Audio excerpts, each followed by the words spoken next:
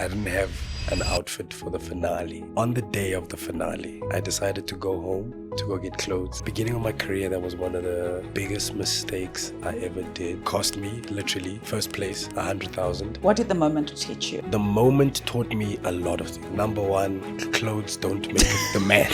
I don't think someone who is spiritually fulfilled, who's doing well, who's more successful than you, is gonna sit there and bash you. So who are these people bashing you? They are peasants. And I say peasants not from a monetary point of view. I say it from like a spiritually broken people. My heroes always been my granddad. My granddad was like the most hectic businessman. He had many jobs in his lifetime. He once got a friend of his out of a sticky situation at the police station because he dressed up, pretended to be a lawyer. He came in with an empty briefcase and got him out. Is that a true story? It's a true story. I never know. Mpho, yes. it's so difficult to see you down like this. I know, but because you're usually the one who makes us laugh. I know. I'm sorry that I'm laughing at you. I know. When you're not well. Like Well, first I must just appreciate you for pushing through. Not a for problem pushing at through. All. Not a problem at all. To kick us off, what is failure to Mpho Popps? Failure. I think there's two ways to define failure. There's the way I used to define it, and the way I define it now. Yeah. I think before I used to define failure as accepting defeat. And I think a lot of the time, a lot of us push through because we don't want to fail. There's a fear associated to failing. There's embarrassment that's connected to failing. You know, like if you fail in school, you stay back. You watch everyone in your life progress. And you watch the kids in your new grade make fun of you, like, oh, Nonglusi Sumtal. You know what I mean? You get names like Kok Spanban. Yeah. But I think now that I have taken the time to actually understand what failure actually is, I now view it as a building block. Yeah. I genuinely understand now that the thing that I used to fear the most is the one thing that's actually helped me build the most. Yeah. What's gotten you to that point?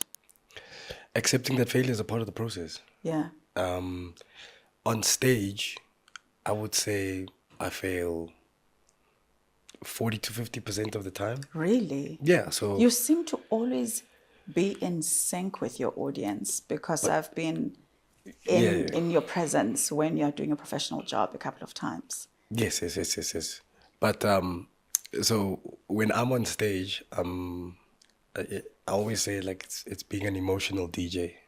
So I have all these ideas and I listen to reaction. Yeah. And how the audience reacts lets me know how good or how well or how bad something, if it landed or if it didn't land. And even if it landed, how well did it land? Yeah. So when you're constantly trying stuff, you have to set yourself up for failure. What a lot of comedians who are afraid of failing do is they just do what works all the time. And it becomes a little bit redundant, a little bit repetitive. But once you start getting into a space where you're not afraid to fail, you're always open to try stuff. You're always open to improvise. Yeah. Because you're like, I don't know where this is going, but it could go one of two ways. And I'm okay with whichever way it goes. It goes, yeah. How, in terms of how you were raised, what was failure to your parents? The way we were raised, failure was not an option. Failure was not accepted. My mom's a school teacher. Like failing, one hour mistress and you want to fail. That's not happening. But also,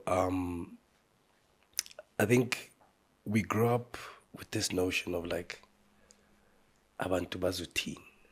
What are people going to say? Yeah.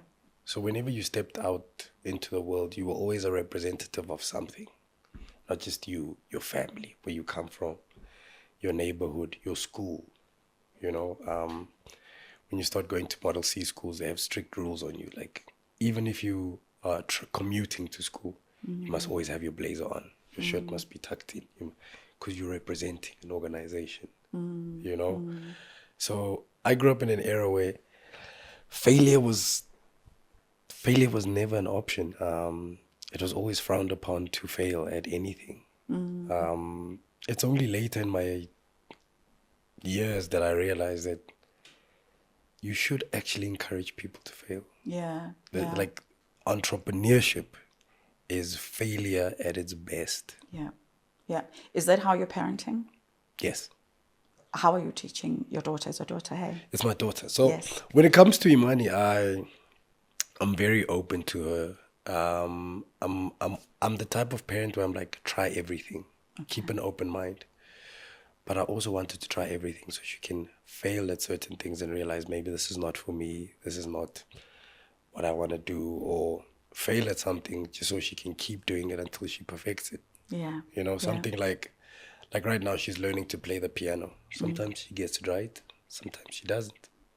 But part of learning and part of growing is failing. And failing is okay. And my wife also has a very strange relationship with failure, where she gets terrified if the marks aren't too. And I'm like, no. It's part of it. You're not doing well this term encourages you to do better next term. Yeah, that's true. Are you the kind of parent who applauds even when the note is wrong on the piano? Yes. Yes. You know what? You know why? Not applaud, but I go with it. Right? What does that mean? Because so I'll give you an example of what one of the greatest comedians, in my opinion, comedic writers, David Kibuka, once said to me. He was booked for 2 gigs, right, in New York. And he said the first gig was so bad, like he bombed, like it was a horrible, horrible gig. All the way in London. In New York. New York, sorry, yeah. And he said it was so bad he didn't want to do the second one. But they had booked him for both. So he had to go perform at the second one. When he went to the second gig, all he did was tell this audience how bad Yesterday's the other one. gig. Yes. Yeah. And he killed. Like, Oh, wow. they were on the floor. Wow, yeah. So do you understand that if he didn't fail at the previous gig, he wouldn't have had an amazing set the next night. So the trauma or the pain he went through is actually what built another 20, 30-minute show. Yeah. So with her, when I say I go with it, even if we miss a beat or a tune, we might discover something new. You know what I mean? So keep going. I think that's what failure has taught me, is like, just keep going. Yeah. Even when you're on stage, I think a lot of people, when they fail, they panic. And then they retreat and they go, okay, let me go back to what works. No, just go, dig a deep hole, keep going. Yeah. You don't know where you might come out of. Yeah. What does it take to laugh at yourself? Because I think that is an art. Honesty. You got to be brutally honest with yourself. I think a lot of us lie to ourselves. You know, like, oh no, my forehead is not that big. It is. You know, like, be honest. Just accept yourself for who you are. Laugh at yourself. Accept yourself for your imperfections. I feel like we live in a world where we're always trying to conceal, like, things about ourselves. Like, my brother, if your hair is receding, it's receding. You know what I mean? Like, find things to make fun of it. Like, oh no, it's not that my hair's pale. That's just reclining. Just find something to accept the thing. And I think that's how you also realize someone has a healthy mind, and is when they have a self-deprecating sense of humor, when they know how to make fun of the obvious, you know, unlike people who want to pretend it's not there. So I think laughing at yourself is the first sort of trick into, like, having. It's not even a trick. It's just the first signs of having a healthy mind. If you can laugh at yourself, then half the battle is won. Yeah. Let's talk about a failure that has cost you a lot. What was involved in that failure, and how did you recover from it? Oh. Go that to that file. Go to that file. Let me go to that file. Yeah. So, it's the beginning of my career. Let me take you back. What year is this? Way back. Way back into time. 2009, before World Cup. Yes. I had never been privy to stand-up comedy. I've only ever watched it on videos and DVDs. And then in 2009, I get taken to my first comedy show, and I'm sitting there going, this is what I want to do. Like, I'm sold. This is it. This is what I want to do. A month later, I go audition for So You Think You're Funny with David Gao, Ndosh, Musidi, and Thomas Kumete. I've never done stand-up comedy. I go audition. I What get into background the were show. you coming from at that time? I was studying logistics management at UJ. Namang. Yes, logistics management at UJ. And I go audition for the show. I get in. Biggest comedy search show on SABC One. I think it had like 9 million viewers at the time, when people still watch TV. And I make it all the way to the finals in the show. Sure. So I had packed enough clothes to get to the final. I didn't have an outfit for the finale. And on the day of the finale, I decided to go home to go get clothes, to basically To look the part. to look show the up part. great. Yeah. Yeah. But it's on a Saturday. And if you know anything about traveling by taxi on a Saturday, it takes I hambi until it's full.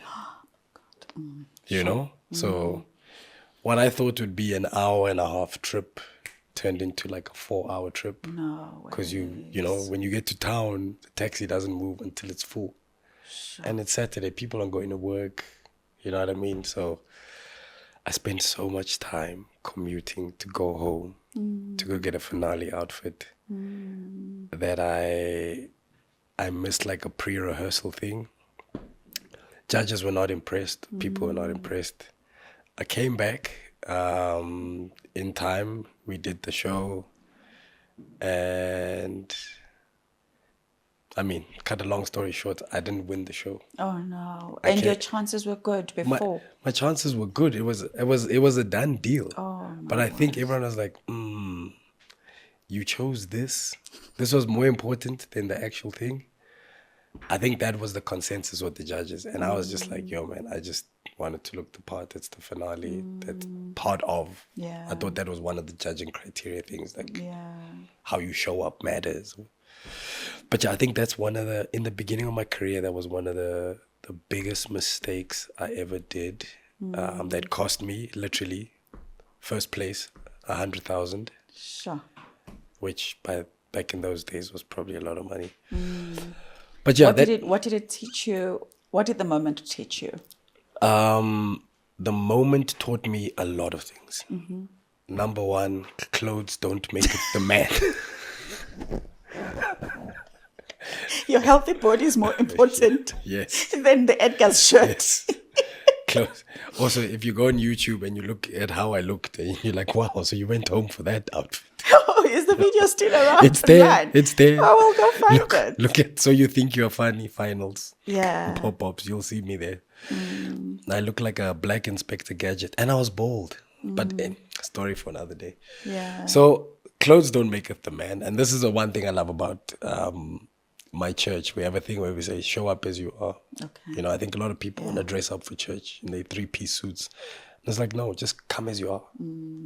So I think one thing I learned is clothes don't make the man. But the second thing I learned was that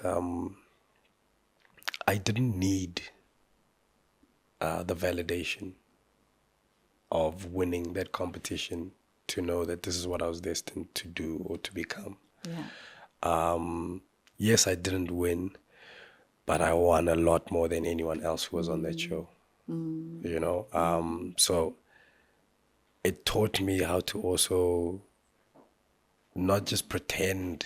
You know, a lot of people take losses and they pretend like, oh, yeah, it's fine. It wasn't meant for me. No. Yeah. I know exactly what happened. I know that I had something and I lost it. But I also know that whatever happened was not going to define me, Yeah. you know, or my story. Yeah. I left there going, I came here because I wanted to be a comedian. I'm leaving here a comedian. Yeah. How did they reconcile at home your move from logistics qualification to comedy? How was that conversation with mom? It was probably the best conversation I've ever had with my mom. It was the scariest conversation. My mom's an academic. How old are you at this time? I was 20, I think 20 Okay. or, yeah, 20 years old. And I said to my mom, look, this is what I'm studying. I'm a tracker, Zolind. Yes. And also, I chose logistics not from a passion point of view. I literally used to look in the classifieds at jobs. Oh, yeah. And I looked at what was paying the most. And safety and security has always been number one in our country. Number two is transportation. So hence logistics. Yeah. So I wanted to study something that would give me the type of financial freedom that would allow me to chase my dreams. So I was never passionate about logistics. yeah. And my marks were very reflective of that in varsity. Because I had great marks in high school, but I was just getting by in varsity. Okay. But what I had in varsity in my transport book, from the back, I used to write jokes. Really? So I had more jokes in my book than I had exercises and work things and tutorials and whatever. So it was, I mean, that was the sign at the time. So when I told my mom, Ma, I actually want to pursue this comedy thing.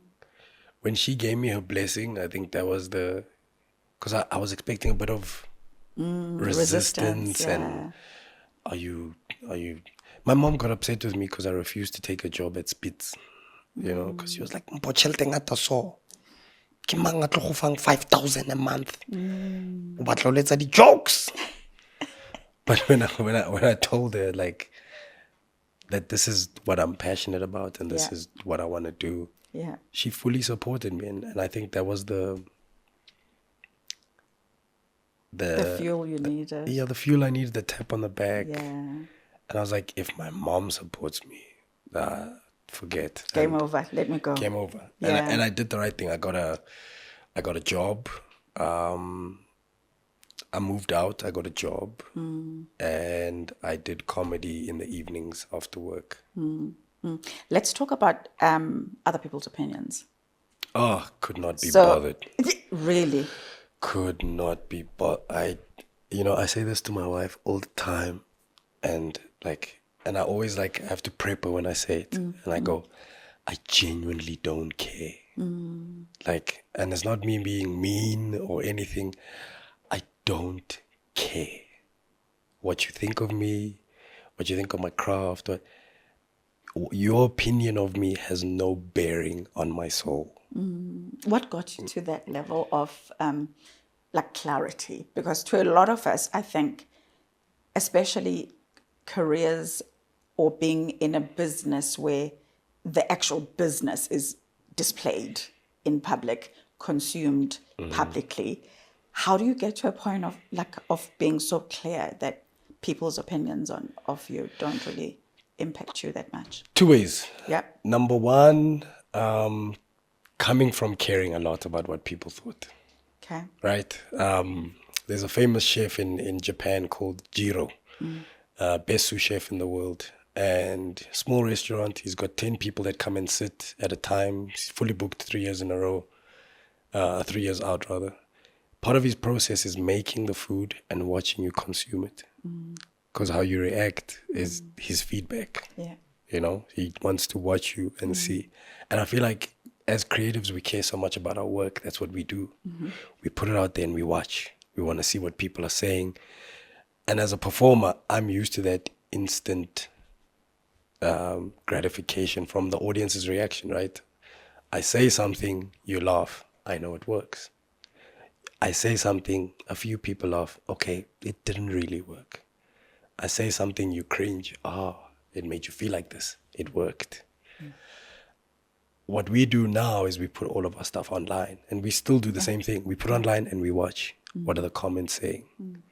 Oh, these people like it. Oh, this person hates it. Oh, this person thinks my forehead is big. Oh, this person. Now you're so consumed about what spiritually poor people are saying about you. I don't think someone who is spiritually fulfilled, who's doing well, who's more successful than you, is gonna sit there and bash you. True. I don't think that world exists. Yeah. So who are these people bashing you? They are peasants. And I say peasants not from a monetary point of view. I say it from it's like spiritually broken people. It's usually other broken people who will come and comment on your things or criticize you. With You're an like, intention to hurt. yes. And you're like, okay, let me do a deep dive. Let me just look at the person who just criticized my work. Who are they? What do they do? What contribution do they make in society? So I'm going to allow that person, right? And I know peasant is they make fun of me at the podcast because I use that word a lot. Because I'm like, but that's what that person is. Do you know what I mean? Like, I have never in my 38 years of existence sat on my laptop or my phone and gone, I'm going to tell that person how horrible their thing is. Yeah. Never. Because I understand what creating something is. I understand that watching the first episode of a show is nothing compared to watching the 10th season, episode 9. Yeah. They're cooking there. Yeah. But they might not be cooking in season 1. Why should I at season 1 be the guy going, oh, this is a horrible show. Oh, the makeup is bad here. Or, why? Yeah. Why can't I keep that to myself? Yeah. Yeah. Whose opinion matters to you? Jesus Christ, my Lord and Savior. No. Actually, you say that as a joke. I was once asked a question, and I won't say what the question was. I'll tell you off the recording. Yeah. And my answer was, the Lord. Yes. Like, Sometimes it just is. yes. Sometimes it just is. If I'm doing right by him, then I Actually, don't care what any of you think. I don't even think you need to correct that answer. Yes. So let's just move with it. I get it. Yes. Yeah, I get it. How do you deal with self-doubt when you are taking risks? I mean, comedy is forever evolving. And I know that you are a businessman in other ways too. Yes. In the creative industry. When you are venturing into something new, what is your process and how do you deal and process that negative voice? That is such a tough question because even people that have it together still have that voice, especially when you're doing something new and something that matters. Yeah. Again, not to be too spiritual, but I think the scarier something is, the more you know that's where you're being led. Because that's when you need to lean on your faith a little bit more. Doing what you do all the time is easy. You know, you don't require a little bit more faith. You don't require a little bit more discipline. You don't focus or hone in that much more because you're like, this is what I do. I do it. But when it comes to moments of growth, it's always something unknown. Yeah. It's always something big. It's always something life-changing. And I feel like when it comes to those, or rather making those decisions, your self-doubt is one of those things that just, have you seen those chicken licking adverts with the monkey growing? That's what happens, right? You come up with this great idea and you're like, yes, let's do it. Yeah. But the closer you come to actually realizing the commitment it takes, you know, it starts with, I want to make a podcast. Oh, yes, great idea. They juta you, yes, friend, let's do it. Then you realize, oh no, I have to get DOPs. I have to get a sound guy, you know, even if he just matriculated last year. But as long as he knows his job. I have to get 3 cameras. I have to get furniture. I have to get a studio. Yeah. Someone has to design my set. Yeah.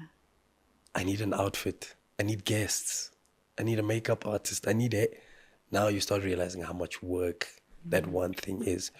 But you forget that seed was planted in you. It was planted in you for a reason, right? So you start thinking this thing is impossible. It's impossible. No. The planter of the seed knows exactly how possible it is. You just need to have faith, right? And go through it. Go through the fire to you it's daunting. To the person who planted the seed, it's not impossible. So self-doubt is you constantly telling yourself, this is not possible. What was I thinking? What have I gotten myself into? So I think for me, during those times, it's about keeping the faith. Yeah. And it's also about listening. I think when you put something out there, what a lot of us do is we put an idea out there, we put something out there into the universe, and then we want to go out and do everything we can in our power to make it work. Sometimes you also need to listen. Is this what I'm supposed to be doing? And you got to listen to everything that happens around you. Yeah. A conversation with a cashier could be something that sparks one of the things that's playing in your heart. Yeah. You know, you have a quick 2-minute conversation with a random person and they go, wow, you know, like the question you asked me made me think about this in a certain way, or made me feel like this. Yeah. You should do this for a living. Yeah. That's the thing. That's what I've been working on. That small thing could be just that little validation you needed to keep going. To confirm. That's the thing you had to listen out for. Yeah. You know? Yeah. Black Friday, cameras are 30% off. Go buy. There's someone who got some 30%. Yeah, it was a good Black Friday this year for Guyana. But you see, little signs. Yeah. And you're like, okay, I'm listening. For me, honestly, I can count how many times I've had a good gig and how many times I've had a bad gig. And I can guarantee you, and I've been doing this since the start of my comedy career, every time before I go on stage, I pray. The gigs I've tanked or done horribly wrong or something didn't go, I didn't pray. Yeah. Wow. Yeah. Yeah, that's incredible. Do you surround yourself with advisors, or Yes. I call them thinking partners sometimes? How do you identify them, and what value do they add in your approach to things? I surround myself with all kinds of people. I don't have a specific type of person that I surround myself with. I think you can learn a lot from everybody. And I think that's, if you're trying to build an organization, and that's how people should be structuring their lives. Your life is an organization. That's why I think a production is like one of the greatest things or examples of a business you could follow, because everyone is responsible for a certain thing, and without each other, the thing falls apart. Yeah. So I've identified certain people that I know this is who I get my street advice from. This is who I get my religious advice from. This is who I get my marital advice from. This is who I get my comedy advice from. This is who I get my business advice from. This is who I get my finance advice from. Sometimes it could be 2 or 3 things in the same person, but I never make certain individuals my be all end all. I think a lot of us do that. Because somebody's good at one thing, we want to make them our everything. I depend on you for everything. I can't depend on you for everything. Yeah. You know, there's certain things you are an expert at. There's certain things you're gonna fall short at. You gotta be very intentional about identifying what people are good at and what they contribute, and leveraging off of that, right? And don't just surround yourself with people just because you can leverage something you need from them. You can get anything from anyone in your life. You know, knowledge isn't found in the most accomplished or the richest people. Some of the richest people in our country are idiots. Yeah. You know, with money. Yeah. So just because somebody has money doesn't mean they have the knowledge and the know-how and just because they're shiny. No. That's true. Yeah. Let's talk about Mpho the businessman and the financial risks you've taken. Yes. And when the ticket sales haven't gone quite to the extent you would have hoped given the investment you've made. So like paint a picture of a scenario where maybe the returns didn't serve or show up in the way that you had projected. And we apologize to those you might still be owing.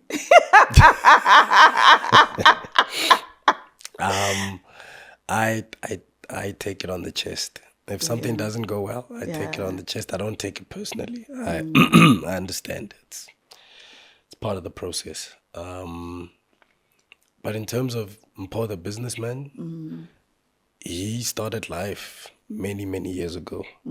I had a grandfather who was let me hide branding.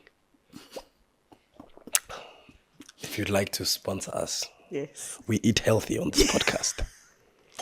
As long as your throat is good. You are wondering at the end why. of the day. No, so it started a long time ago.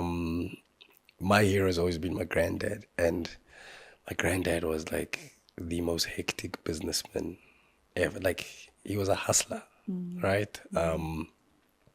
He had many jobs in his lifetime. He drove a Mercedes Benz back in the days when once what Mercedes yes, with the white wall tires. Yes. My father was once rich. Yes. My granddad had one of those. Yeah. And he was a hustler. He had many jobs. He was a principal at some point. He once got a friend of his out of a sticky situation at the police station because he dressed up and looked the part and pretended to be a lawyer. He came in with an empty briefcase and got him out. You know, hustler. Is that a true story? It's a true story. I never know with you. It's a true story. That's happened. He was a hustler. But he was also a businessman. We need a photo of your grandfather for this. We have to have the actual photo. My mom and my aunt and my uncle can corroborate the story. Yes. But he was a hustler, right? So just to give you an idea, my granddad was a businessman in an era or a time when black people weren't allowed to be businessmen. You know, you couldn't thrive as a businessman. But it was in his blood, it was in his genes. So he found ways to work around it. Yeah. So I mean, you couldn't sell clothes and all of that kind of stuff and whatever. So back in the day, my granddad would pack all the kids into his van, drive to, I almost said Lenasia, to Mayfair, to Fordsburg, Plaza, to Oriental Plaza. Yeah. And because we were only allowed to buy one suit, he would then give everyone, like, okay, here's your money. He would go out and pick the suits. And then everyone would stand in line with their money in their suit, pay for the suits, and they'd collect all of them. Then back Ekasi, he would then sell the suits to some of, his friends and people that he knew. Some people would be like, no, I want for example, Hugo Boss suit. And my grandson's like, I've got that. Back at home, my grandmother is stitching labels on this was back in the days. But again, a businessman of note, and I used to roll with him all the time. I used to go with him a lot to Lenasia because we do a lot of business for his tiling company. Okay. I used to go with him when he used to buy cars. I'd see how he negotiates. Even things like buying watermelon. He'd pull out his knife, he'd cut the watermelon, he'd taste it, he'd be like, this is not, it's not great, man. So let's talk. There was no price now. Yeah, different price. But in the car, you're like, this thing is nice. It's delicious. But, he was I'm teaching holding my me. laughter so much. He was teaching me all these small lessons. So Mpho the businessman started at a young age. I started taking that stuff to school. I went to Greenside Primary, which is not far from where we're shooting. And we lived Kokasi. So there was this tree at our school. It has these leaves. I don't know what this tree is called, and I like talking about this, but it had these leaves. If you take them and you throw them up, when they come back down, they spin. So we used to call them helicopters. Okay. Now, if you look at our townships we don't have much vegetation. We definitely don't have those trees. Yeah. So I used to gather those and then sell them in the Manga hood. boy. I promise you, I used to sell helicopters in the hood. I promise. Oh my God, granddad's lessons. I can't. Donna, Do bang. you want a helicopter? I used to sell them 20 cents a piece. Oh, shut up. Yeah, I promise you. That's when it started. Oh, And wow. it was a thing where you gotta see opportunity, you gotta see a gap and exploit it, right? Because these are the lessons I learned. At my mom and dad's house, we had Mnet when nobody in the hood had Mnet. And my dad used to work for Unilever at the time. And so we always had like a lot of sweets and biscuits and chips at the house. So I started running like a movie business at home. Oh, wow. So I used to charge kids to come and watch color TV, satellite TV. And while they were there, I'd Snacks. sell them snacks. Brilliant. I mean, my operation did get bust when they started realizing the groceries were getting depleted. Because I didn't tell anyone I was running a business. Oh my God. Yeah. So, but like, that's where it began for me. And I started doing a lot more in high school. So by the time I even moved out of home, when I told my mom that this is my dream, this is my passion, I was already hustling and kind of putting things together. So Mpho the businessman is someone who's always been, I've always been a little bit savvy with money. I put money away. You know, I've learned to get by with a little. Yeah. Yeah. And I've also disciplined myself that even though you have a lot, don't change your lifestyle based on this check. You know, if you've survived off 10 grand a month and next month you make 500,000, don't start living a 50,000 rand a month lifestyle or 100. Stay with the 10 grand lifestyle. You just have an extra 490. Yeah. And I also had to adjust my mindset from save, put it away, to actually, no, money's supposed to work for you. So if I have excess money, what am I doing with it? Because if money's sitting there, yeah. So you kind of have to put it to work. Yeah. So yes, I've got the comedy, I sell tickets and I have all these things, but I also have other business interests where I've realized, oh, this is something that I can put money into where it's safe or it has growth potential or it's a legacy that I can leave for my family.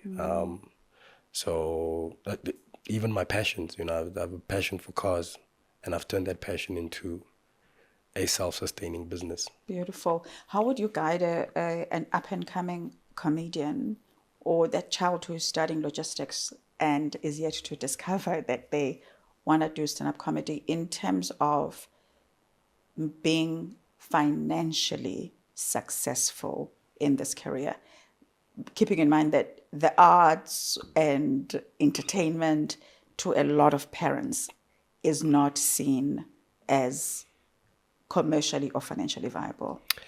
Number one, kill your pride, kill your ego. Yeah, like there's nothing I haven't done. There's no job I haven't had. I've handed out pamphlets on the side of the road. And some of these things I was doing after So You Think You're Funny. Yeah. You know, I've done promotions. I've been a driver. There's any job you can think of, I've done it. Any opportunity I've taken. Some things worked out, some things didn't. So I think a lot of people fall into a space where they go, I am a so-and-so, so therefore I only do so-and-so. Okay, so bona go tuzo pelelapi. We are currently facing that in our country right now where so many actors were seeing the same cycle over and over because acting put people in this weird bubble where they thought they were so big, the hype would last them a lifetime. And if we look at this ever-changing world that we live in entertainment, it's so crazy. The rules of engagement in our industry changes every 4 months. Really? Yeah, they're like, it's constantly changing. And some people don't have the means or the capacity or the agility to keep up, right? So you can't not be a stranger to like pivoting and moving in a different direction. Like earn a living so that you can support the dream.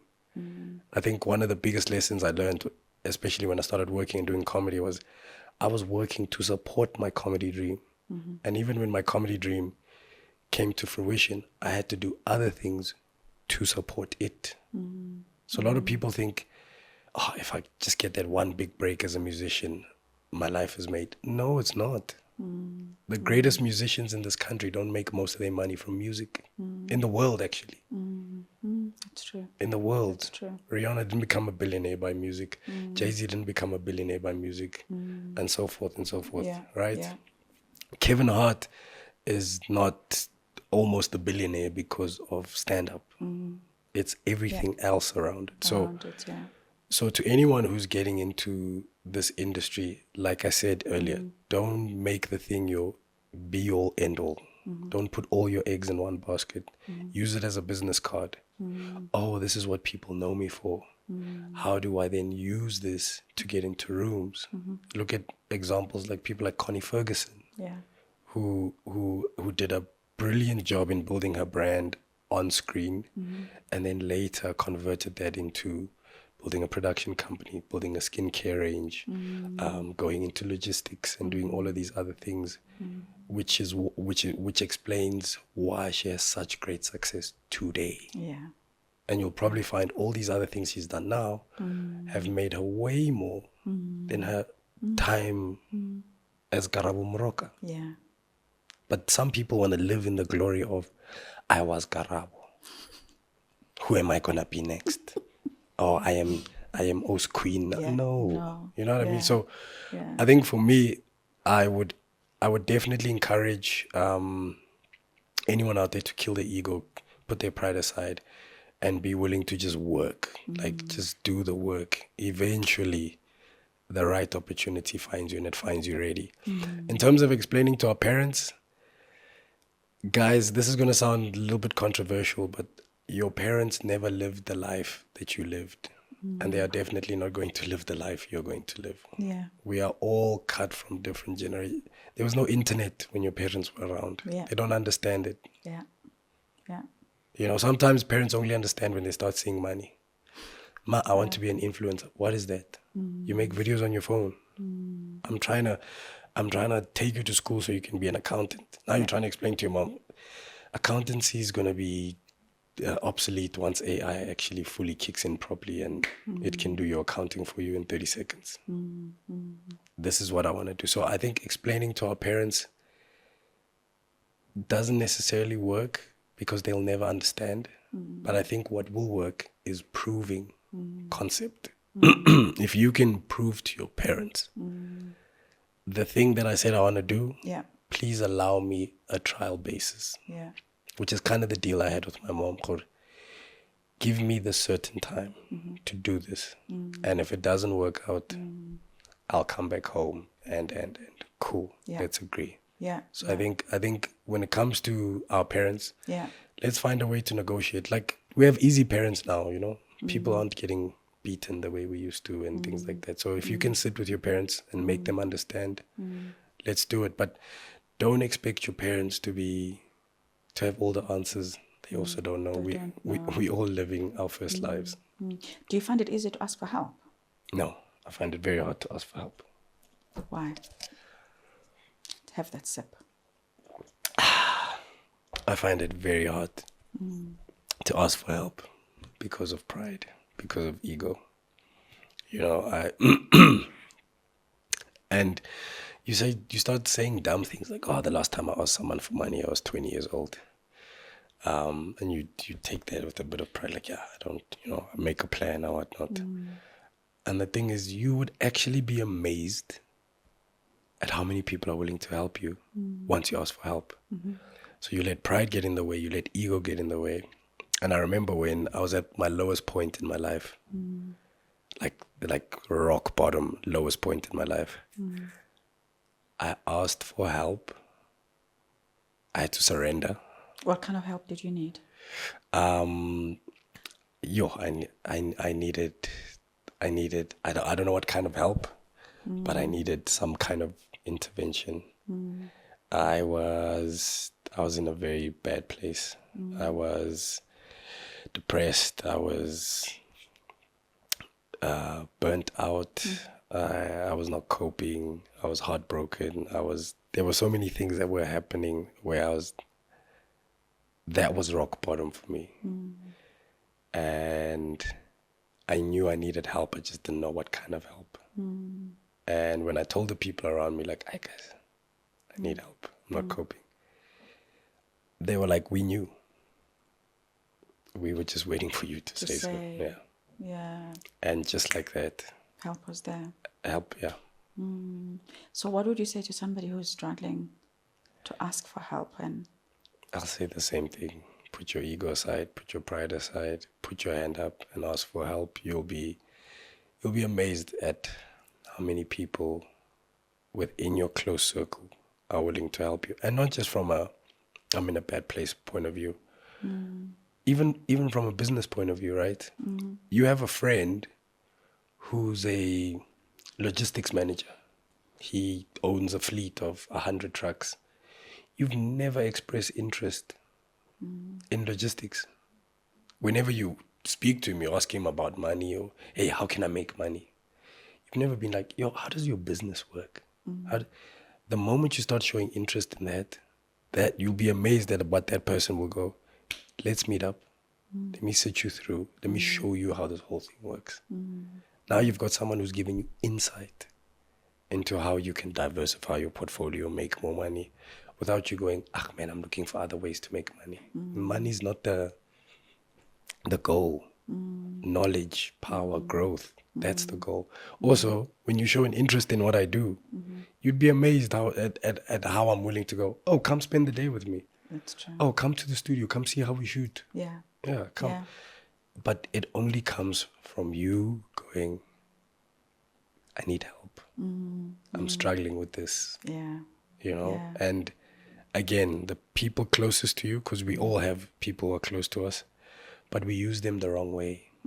We use them to forget or numb, or we never reached out to the closest people in our lives and go, you know what, I'm not okay. Yeah. Have you lost friendships along the way, Mpho? Yes, I have. I've lost many friendships along the way. And that's something you can't control. I think because, life is a weird journey. On the road, you're sometimes driving with other people.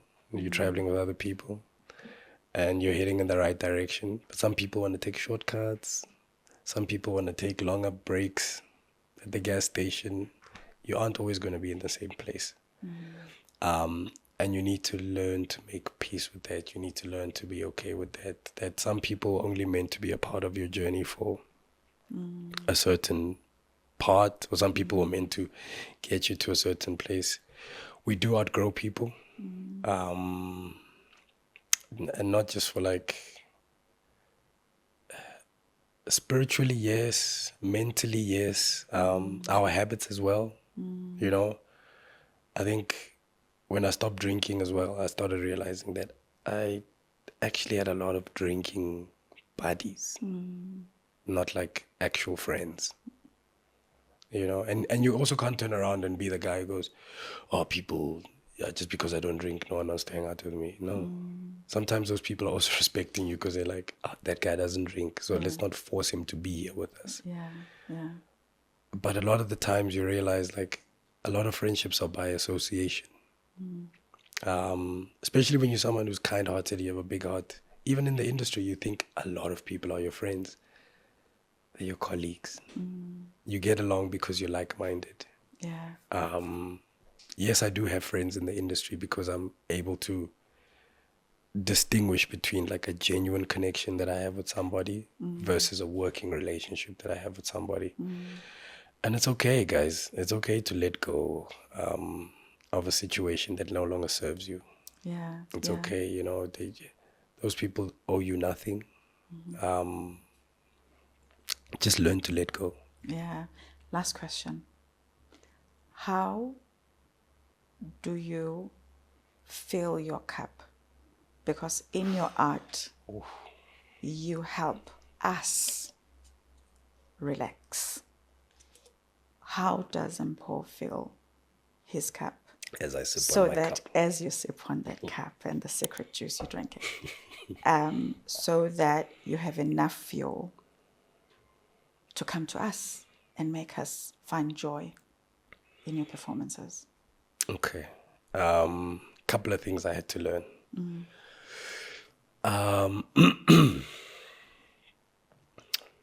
Mind, body, and soul. Those three, right? So I'll start with soul. Part of filling my cup is just sitting at God's feet, you know, reading the word, studying the word, going to church. Going to church is not really just, I think a lot of people go, oh, going to church is, it's beyond going to church is one day. You have to read scripture. You also have to tie scripture to certain events that happen in your life. Yeah. Whether things are going good, whether they're going bad, whether there's an opportunity or something you're not sure. There's literally a scripture for everything, right? And even with spirituality, for someone who's not religious, from a Christian point of view, spirituality is a very big thing. Things like meditating, spending time with yourself, quieting your mind so you can listen, and so I'm very big on spirituality. I think it's what fuels this machine. Like if you've ever seen an alive person and an unalive person, they look completely different. You're like, this is not what I remember this person, because their spirit is gone, right? So spirituality is number one. Then number two, I honestly feel like a lot of people would win their battle with anxiety, stress, depression, if they were in the best shape of their lives. A lot of people who suffer from these things are out of shape. They don't eat properly. They don't sleep properly. They don't exercise at all. Have you ever noticed, like, especially when you're driving in suburban areas or whatnot in the morning, you see people jogging, cycling, rowing. Pushing their kids on prams. Yes, yes, because it's important, right? We were not designed to live the way we live now. The world was a different place back in the day. You had to wake up and go hunt for food and gather, and that's what we spent our time doing. Now you can sit and order things on your phone and not get sunlight, and now you don't realize that deficiency from the sun is also part of the reason why you feel the way that you do. Yeah. So, like, it sounds simple, but I always encourage people to pray, eat right, sleep right, exercise, and read. You know, and I think that's where the mind part comes in, where you have to be conscious about what you're filling your mind with, right? Yeah. It's so weird. I listen to music weird. I listen to the beat first, then the lyrics. Okay. Because the rhythm's got to catch me. But after a while, I think it was Michael Jackson who said, songs are a spell. So sometimes you also got to look at, like, what are you listening to? What is it telling you to do? You don't see it at the time, but sometimes you act out the things you're listening to. You act out the things you're watching, right? So what are you watching? What are you reading? All these business blogs will tell you the books you're reading now will determine the next 5 years of your life. Yeah. So what are you reading? Yeah. So for me, my walk in my faith, number one. Number two, my physical body, so that I can keep mentally fit, because it keeps me physically fit, keeps me mentally fit, and what I consume. And that's just from me, like a personal point of view. Yeah. But what really fills my cup is the one thing I look forward to every single day, is going home to my family. And that's what I say, like, lately when I get on stage, I'm like, hey man, get yourself a family, bro. Yeah. I think no matter what I go through out there in the world, as challenging as it is, when I come home to my wife and my daughter and my dog, I'm in another place. And they don't care about who I am, to them, I'm just dad or babe, Yeah. right? Yeah. And yeah, That's and I think, beautiful. yeah, Alrighty, you see, we're done. we made it. We made it to the end of Cheers to Failure I'm with just Mpho glad. Popps. You And were my just getting voice- started. Your my voice is just coming back.